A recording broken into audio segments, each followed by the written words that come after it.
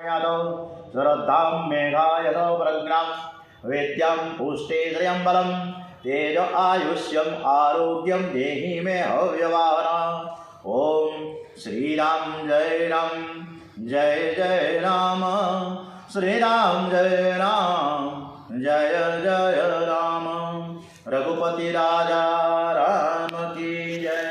स्कंद नवमा खूब सरस मजानी श्री रामचंद्रजी भगवाननी अपनी कथा तरफ आगळ वधीए।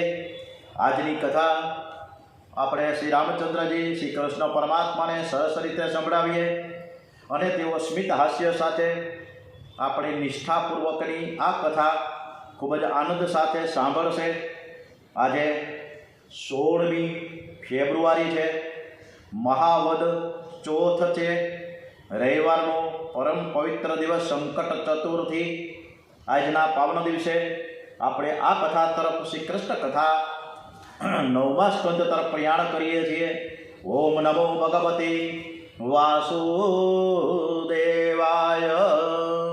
ભાગવતમાં 9મો સ્કંદ પહેલાં લીધો છે કે 9મા સ્કંદમાં રામચંદ્રજી મર્યાદા પુરુષોત્તમ પહેલાં પધારે, પહેલાં એનું આપણે અનુસરણ કરીએ અને જો અનુસરણ સરસ રીતે થાય તો કૃષ્ણ કનૈયો આવતા જરાય વાર ન લાગે।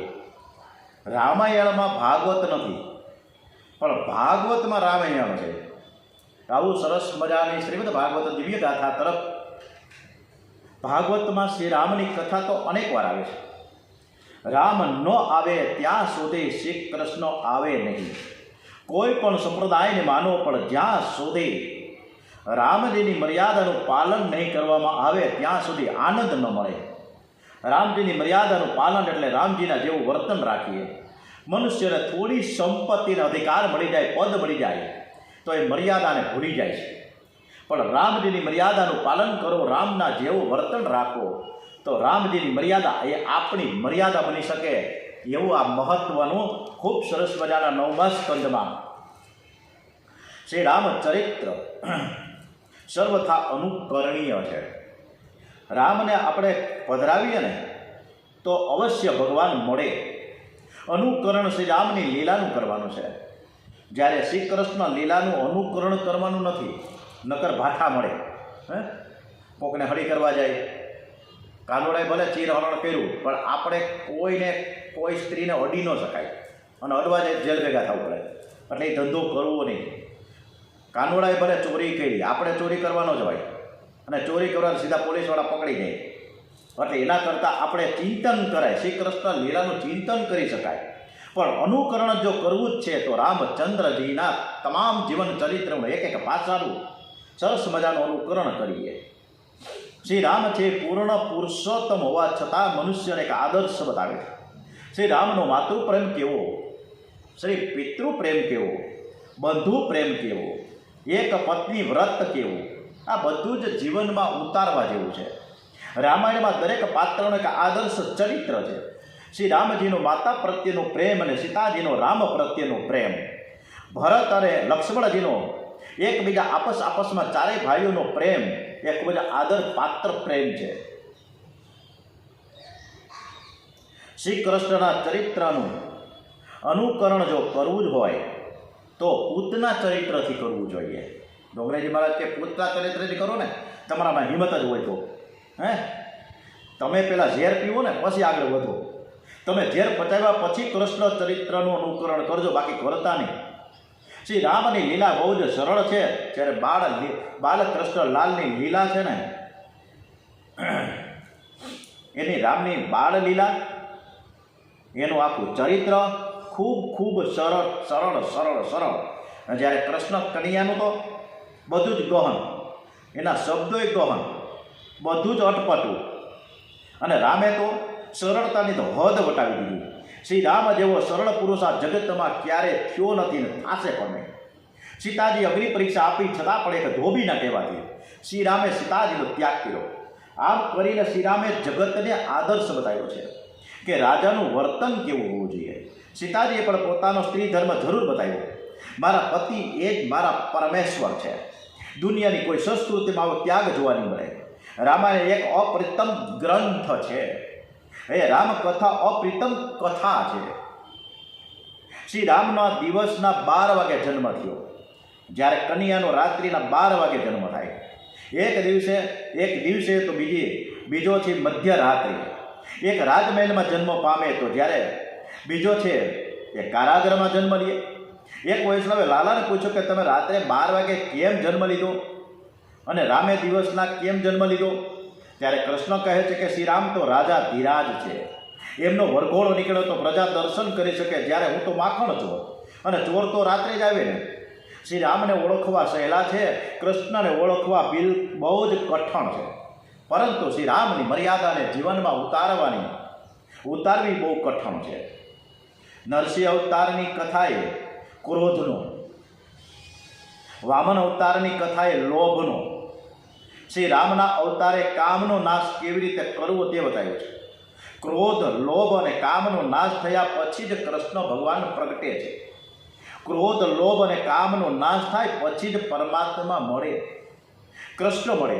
એટલે પહેલા સ્કંદથી કૃષ્ણ કથા શરૂ નથી થતી, પણ વાસના ક્ષય થયા પછી એની શરૂઆત થાય છે. અષ્ટમ સ્કંદની સમાપ્તિમાં સત્યવ્રત મનુ મહારાજની અને મત્સ્ય અવતારની કથા કહી છે. હવે પરીક્ષિત રાજા કહે છે કે તમે આ સત્યવ્રત મનુ મહારાજના વંશની તમે કથા તો કંઈક સંભળાવો, આગળ તો વધો, બહુ મજા આવે છે. આમનામાં ચોથો 5મો દિવસ થઈ ગયો, જળપાન તો લીધા જ નથી. પરીક્ષિત રાજા તો શાંતિથી ખૂબ સરસ મજાની સુખદેવજીની કથા સાંભળે છે, અને આપણે પણ બહુ સરસ મજાની સાંભળીએ છીએ.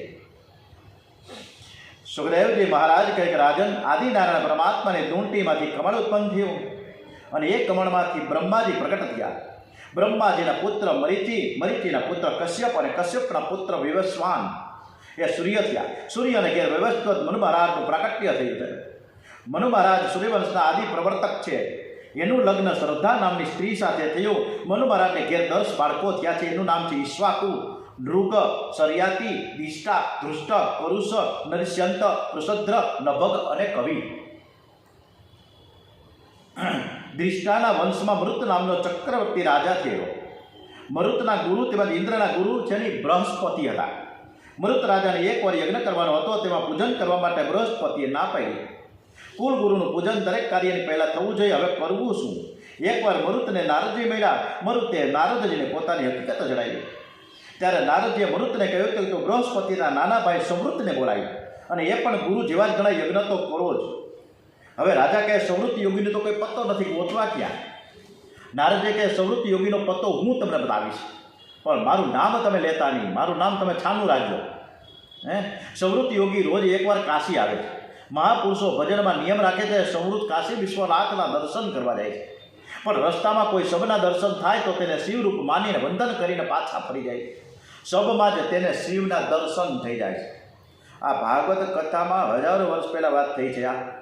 તો કાશી વિશ્વનાથ મહાદેવ વર્ષોથી સ્વયંભૂ જ્યોતિર્લિંગ સ્વરૂપે બિરાજમાન છે. મૃત રાજા રાત્રે શબ લઈને બેઠા છે. ત્યાં અચાનક એક માણસ શબને પગે લાગવા આવ્યો. મૃત રાજાને ખાતરી થઈ ગઈ કે આ સમૃદ્ધ યોગી જ છે. મરુત કહે કે તમે સમૃદ્ધ છો, તમે ગુરુ છો, તમે બૃહસ્પતિના ભાઈ છો, એટલે તમે મારા ગુરુ થયા. બૃહસ્પતિ દેવોના ગુરુ થયા પછી મારા ઘેર આવતા નથી, મારે એક યજ્ઞ કરાવવો છે. એમાં બૃહસ્પતિ ન આવે તો તમે ગુરુ થઈને આવશો ને?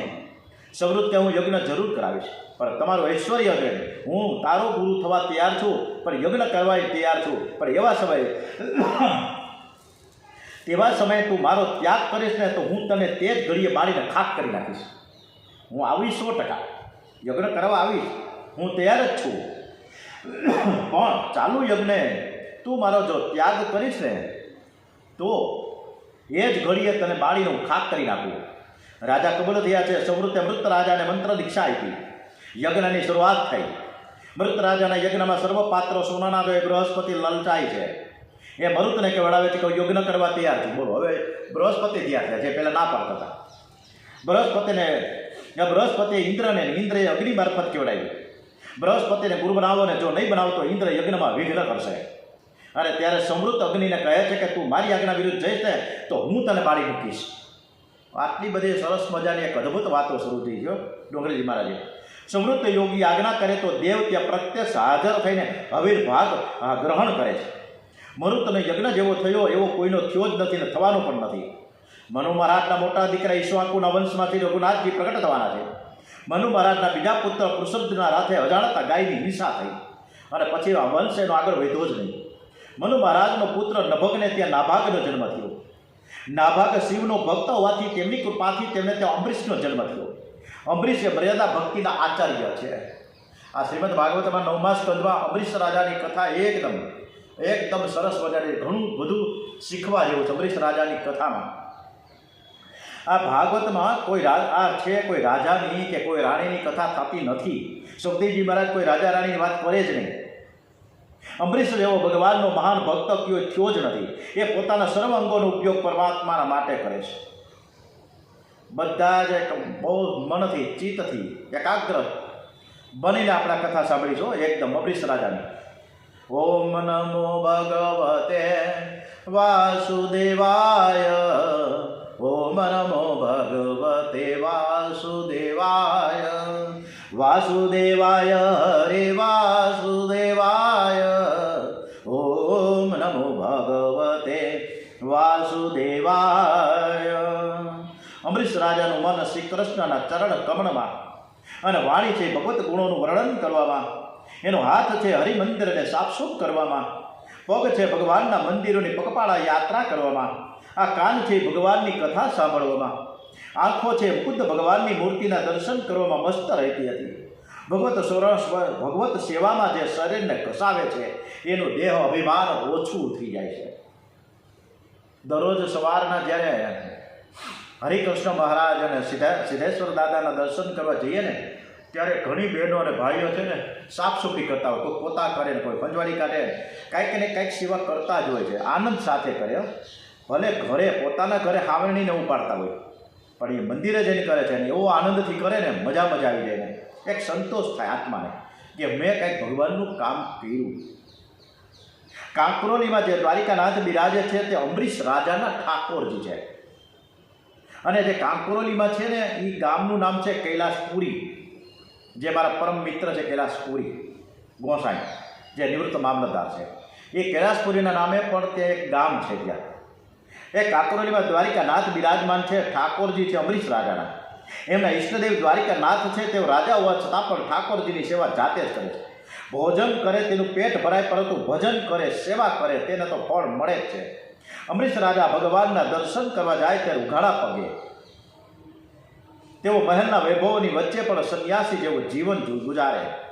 મનુષ્યની અંબરીશ રાજા જેવી ભક્તિ ન થાય તો કાંઈ નહીં, પણ તેનું અનુકરણ તો જરૂર થોડું તો કરતા રહીએ કે નહીં. અંબરીશ રાજાના મહેલમાં અનેક નોકરો હતા, છતાં રાજા રાણી દ્વારિકાનાથની બહુ જ પ્રેમથી ભાવપૂર્વક સેવા કરે છે. દ્વારિકાનાથ માલિક છે અને હું એનો સેવક છું, નોકર છું, એવી એમની નિષ્ઠા. મંદિરમાં બુહારીની સેવા પણ જાતે જ કરે છે. સવે મન કૃષ્ણ પદાર વિંદવ્ય વર્ચાસી વૈકુંઠ ગુણાનું વર્ણને કરો હરે મંદિર માર્જન આદેશો શ્રુતિમ ચકરાચ્યુત સત્કથો દધે થો દયે. ભગવાન તમને ખૂબ જ સંપત્તિ આપે તો તમે તમારું કામ કરવા માટે ભલે નોકર રાખો, પણ ઠાકોરજીની સેવા કરવા માટે કોઈ નોકર ન રાખો.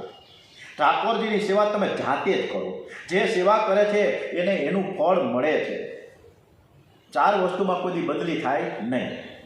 ડોગલીજી મહારાજ કે 4 વસ્તુમાં કોઈ બદલી થાય નહીં. કઈ? ભોજન આપણે જ કરો. આપણે ભૂખ લાગે તો આપણે થાળી લઈને લેવું પડે. કોઈ બાજુવાળો આવીને જમી જાય એટલે આપણી ભૂખ મટી જાય કંઈ થાય એવું થાય જ નહીં. ભોજન આપણે જ લેવું પડે. મૃત્યુ આપણું જ થાય. નક્કી જ હોય મૃત્યુ આવે એટલે એમ ન કહેવાય બાજુવાળાને ઉપાડી જા, મારે હજી બેવું જો શાંતિ રાખો, બાજીને ઉપાડી જાય એવું થાય ન થાય. આપણું મૃત્યુ આવે એટલે આપણે જ જવું પડે.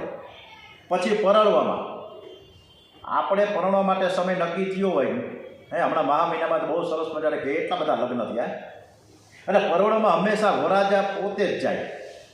પછી ગમે એટલો અધિકારી હોય, પદાધિકારી હોય, જે હોય, બરાબર, પણ બીજો ન હાલે. પછી એનો દોસ્તાર ન કહેવાય તું પડી જા મારી બદલે, એવું થાય કોઈ ન થાય.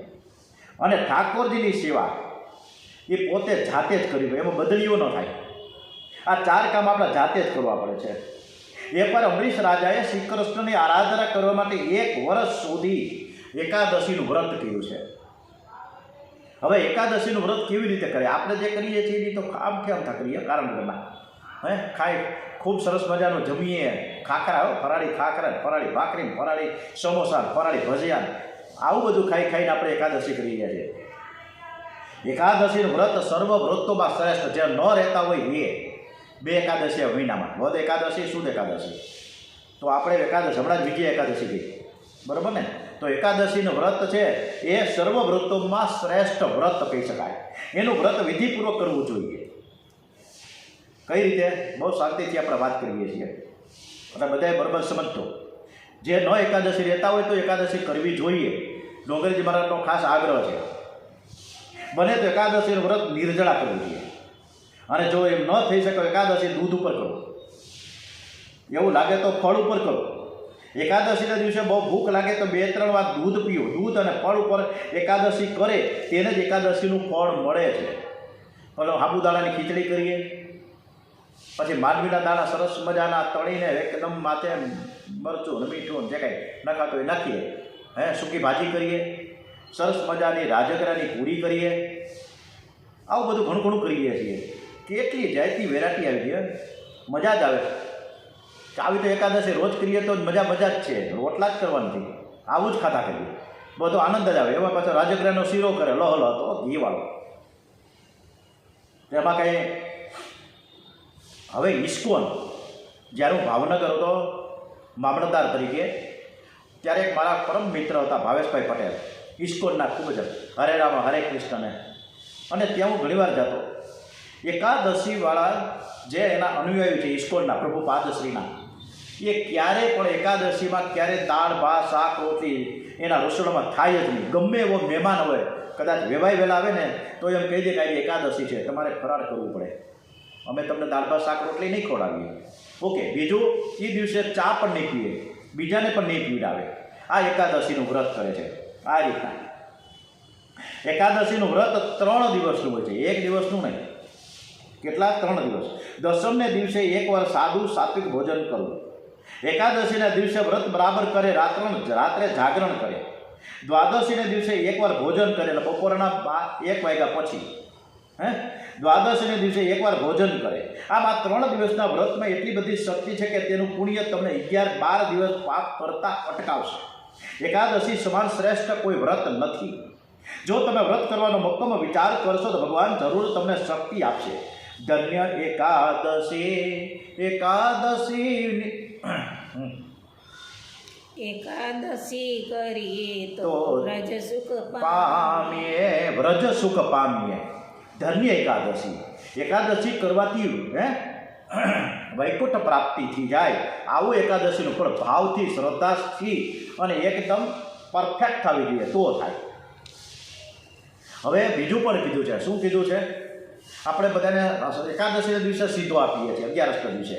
ડોંગરીજી મહારાજે, સુખદેવજી મહારાજે સ્પષ્ટ ના પાડી છે કે એકાદશીના દિવસે અન્નદાન કરવું તે મહાન પાપ ગણાય છે. એ દિવસે અન્ન ખાવું નહીં અને અન્ન કોઈને આપવું નહીં.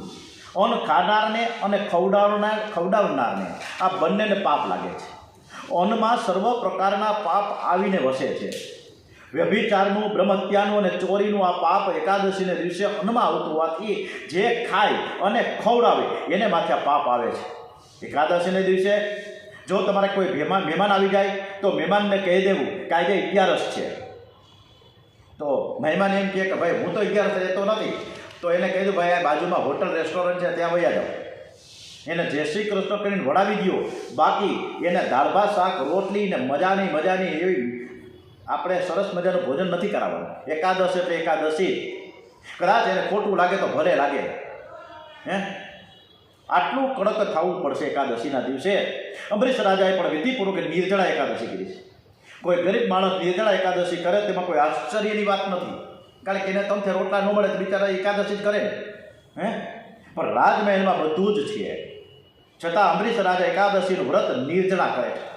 એથી સુખદેવજીને તે બહુ જ ગહીમાં છે. એટલે જ અંબરીશ રાજાની આ કથા સુખદેવજી કરવા બેઠા છે. વ્રતના સમાપ્તિના દિવસે યમુનામાં સ્નાન કર્યા પછી બ્રાહ્મણોની પૂજા કરી. દ્વાદશીના દિવસે દ્વારિકાનાથની સર્વખ સુંદર સામગ્રી પધરાવી. અંબરીશ મહારાજ દ્વારિકાનાથના જયકાર કરતા કરતા ભાવનાથી આરોગ આવે છે, ખૂબ સરસ મજાના ભાવથી. અને એવા સમયે ઋષિ દુર્વાસા આવ્યા. અમરીશ રાજાએ ખૂબ સરસ મજાનું ઊભા થઈને સ્વાગત કર્યું છે. મહારાજ, આપે બહુ જ કૃપા કરી. હવે હમણાં જ હું દ્વારિકાનાથને ભોગની તૈયારી કરું ત્યાં તમે પહોંચી ગયા. ચાલો આપણે બધા સાથે બેસીને પ્રસાદ લઈને પારણા કરીએ. ત્યારે દુર્વાસાએ કહ્યું કે હજી મારું મધ્યાહન જે ધાર્મિક વિધિ વિધાન છે એ બાકી છે. એ બધી વિધિઓથી હું નિવૃત્ત થઈને આવું. અમરીશ રાજાને એવો નિયમ છે કે 13 પહેલાં દ્વાદશીના દિવસે પારણા કરવા. બપોરના 12 પછી છે ને એ 13નો ભાગ શરૂ થઈ જાય એમ કહેવાનું થાય છે. એટલે એને બપોરના 12 પહેલાં દ્વાદશીના દિવસે પારણા કરવા. અમરીશ રાજાએ કહ્યું કે આપ સંધ્યા જલ્દી કરીને આવજો.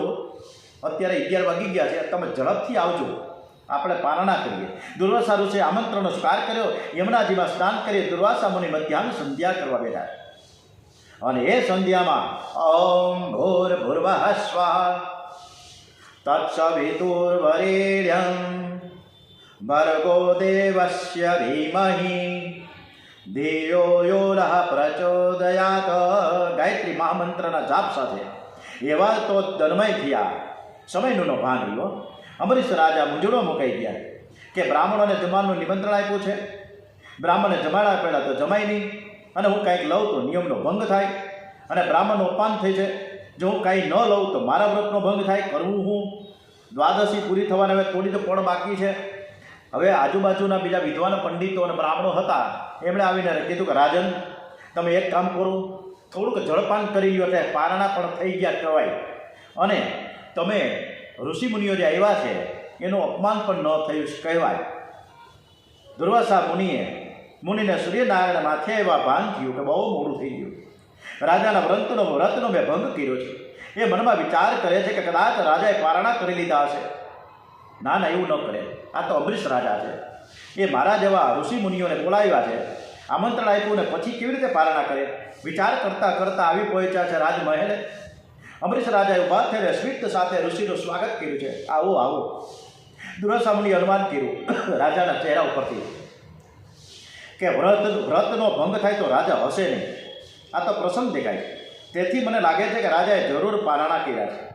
દુર્વાસા મુનિનું અપમાન ખોટું ન હતું. રાજાએ પારણા તો કર્યા હતા, પણ જળપાનથી કર્યા હતા. અને એ વિદ્વાન પંડિતો અને બ્રાહ્મણોના કહેવાથી માર્ગદર્શનથી થયા હતા, એમને નથી કર્યા. દુર્વાસા મુનિને એમ થયું કે રાજાએ ભોજન કર્યું હશે, એટલે એમણે કહ્યું કે હે રાજન, તે મને નિમંત્રણ આપ્યું, પણ તું મને જમાડ્યા પહેલાં તે જમી લીધું. તને ભક્તિનું હું અભિમાન છે કે હું? ત્યારે અમરીશ રાજા કહે છે કે હે મહાત્મન,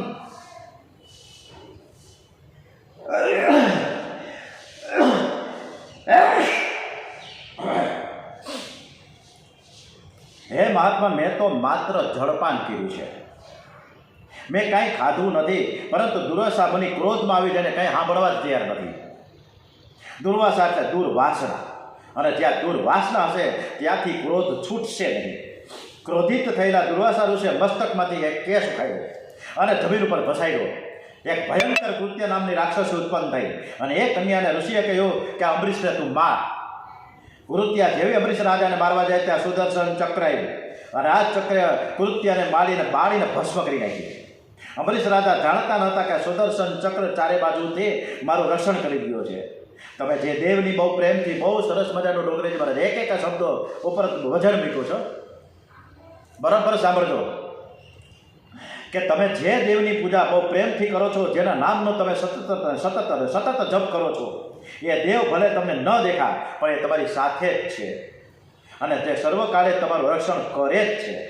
તે સુદર્શન ચક્ર કૃત્યને બાળીને દુર્વાસા મુનિને મારવા માટે પાછળ પડ્યું. સુદર્શન ચક્રનું તેજ દુર્વાસા ઋષિથી સહન ન થયું. દુર્વાસા ઋષિ ચક્રથી બચવા માટે સર્વ લોકો ફરી વળ્યા. જ્યાં ને ત્યાં માંડ્યા ફરવા કે મને બચાવો, આ સુદર્શન ચક્ર મને મારશે. દુર્વાસાના ક્રોધી સ્વભાવને કારણે તેમની કોઈ પણ રક્ષણ આપી શક્યું નહીં. અંતે દુર્વાસા ઋષિ દોડતા વૈકુંઠમાં પહોંચી ગયા.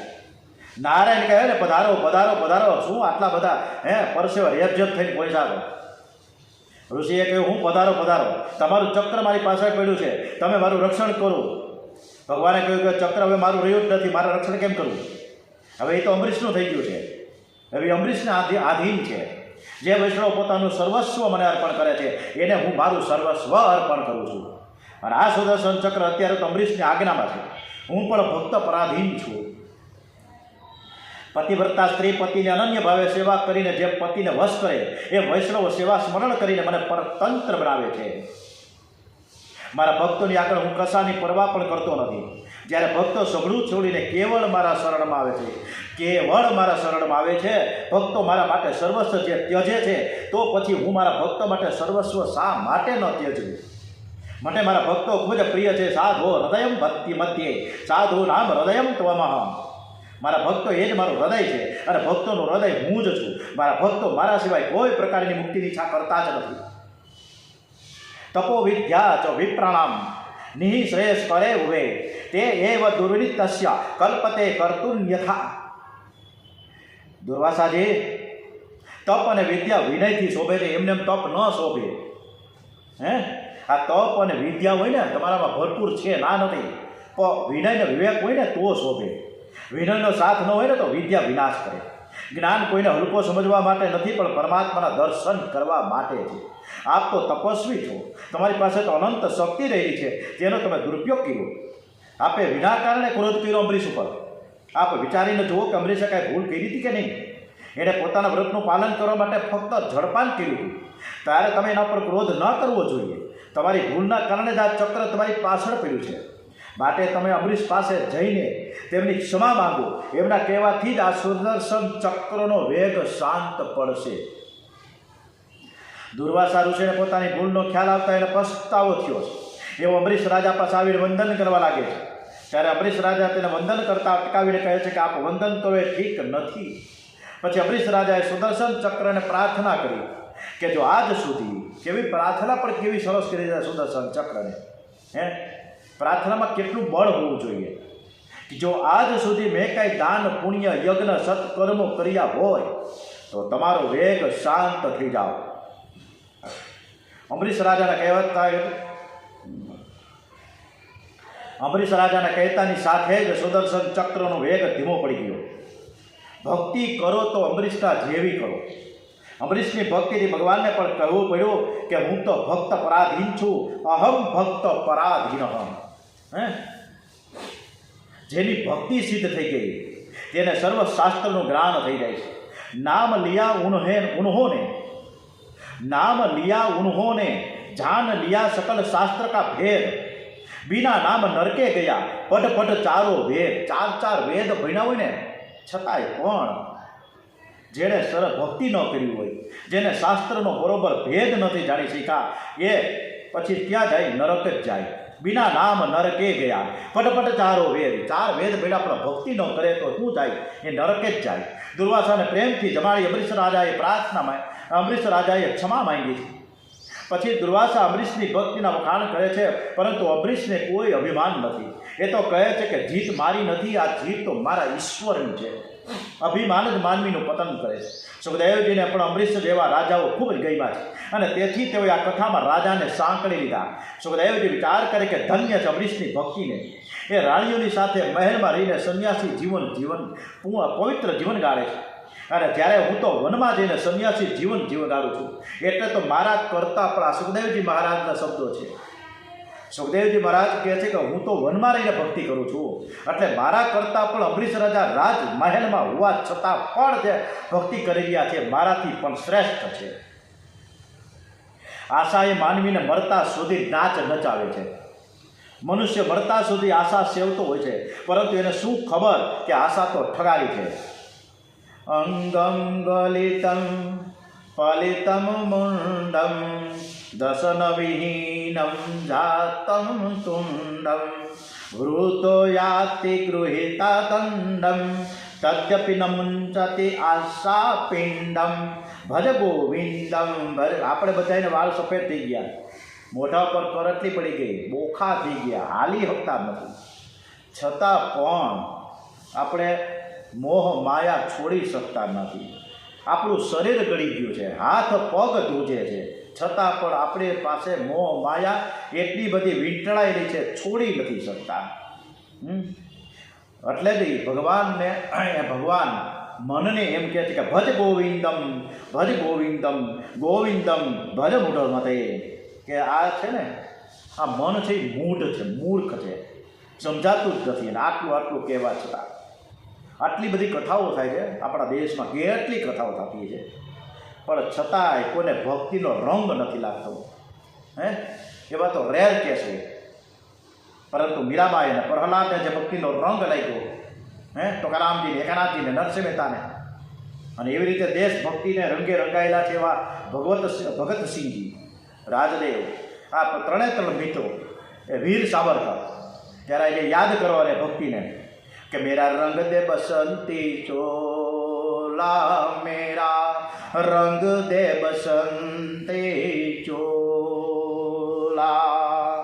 અમરીશ રાજાને 3 પુત્રો, વિરૂપ, કેતુમાન અને શંભુ. અમરીશ રાજાના વંશમાં અનેક રાજાઓ થઈ ગયા. પછી તે મનુ મહારાજના મોટા દીકરા ઈક્ષ્વાકુના વંશમાં શ્રી રામજીનું પ્રાગટ્ય થવાનું છે. ઈક્ષ્વાકુ રાજાના બહુ સરસ મજાનું, આટલું બધું કેમ યાદ રહેતું છે ડોંગરેજી મહારાજને સમજાતું નથી. ક્યાં ભણવા ગયા છે કોણ જાણે. નમસ્કાર કરવો પડે ડોંગરેજી મહારાજને. ડોંગરેજી મહારાજને નમસ્કાર. પૂજ્ય ડોંગરેજી મહારાજ કે જય. ઈક્ષ્વાકુ રાજાના કેટલું બધું યાદ છે જોજો. આટલી બધી. હવે આપણા હમણાં જ મેં આજે વિચાર તમે કે આપણે 10મી પેઢી, 7મી પેઢી કે 5મી પેઢીના આપણા દાદાને વડદાદાને આપણને નામ નથી ખબર. આપણી દાદી કે 4થી પેઢીની, મને કોઈ પૂછે જ મને જ ખબર નથી. હે, મારી બાનું નામ નિર્મળામાં, મારી દાદીમાં ગંગામાં, પછી વળી કંઈક જયકુંવરમાં કોણ જાણે ખબર નથી, પછી ભૂલાઈ ગયું. બરાબર. હવે 4થી અને 5મી પેઢીને, આમાં 8મી 10મી વાત જ નથી. આપણે 4થી પેઢીના દાદા વડદાદાનું કોઈના નામ નથી, દાદા દાદીના કામ ખબર નથી.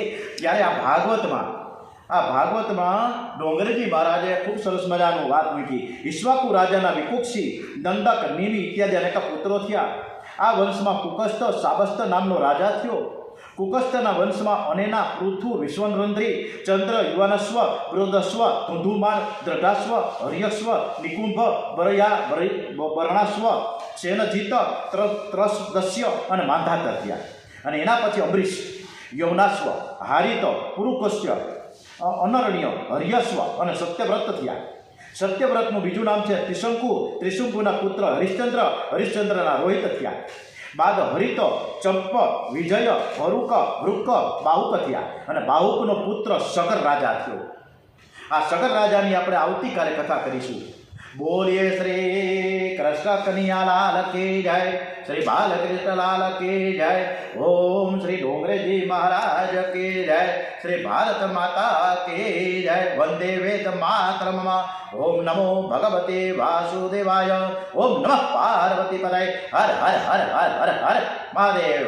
હર.